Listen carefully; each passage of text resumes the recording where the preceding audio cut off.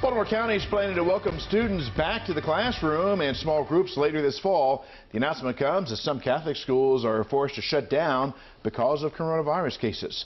Hello, everyone. I'm Vic Carter. And I'm Max McGee. There have been more than 118,000 confirmed cases of the coronavirus in Maryland, but the key coronavirus metrics continue to hold steady. There are 353 people being treated in the hospital with less than 90 people in the ICU. Some in-person instruction will start at schools in Baltimore County in November. WJZ investigator Mike Helgren is live with all of today's developments. Mike? Vic and Max, we're here at Archbishop Spalding High School in Severn.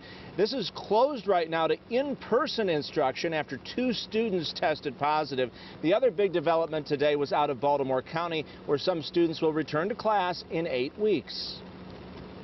The next thing that we're going to be doing is going back to look at our schedule. The decision to reopen schools for in-person learning has been a tough one across the state, with many remaining virtual.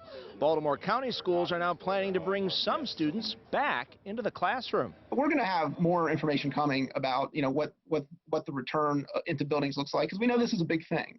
And we know there's going to be a lot of anxiety. According to the timeline, parents and students with disabilities and younger pre-K and kindergarten students will be surveyed starting October 2nd.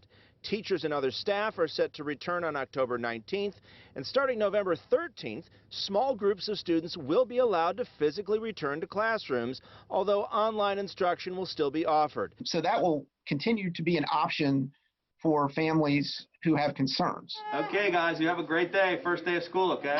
Some schools are allowing students back in the classroom. The governor toured Caroline County schools last week, and the state superintendent visited Cecil County schools earlier this week. It's a conundrum for many local school systems to figure out just the right way to do the best they can for their children. Catholic schools have also opened their doors to in-person instruction. Archbishop Spalding High in Severn showed off pictures on Facebook of social distancing measures and other safeguards, but the school says off-campus get-togethers last weekend led to 2 students testing positive for the coronavirus.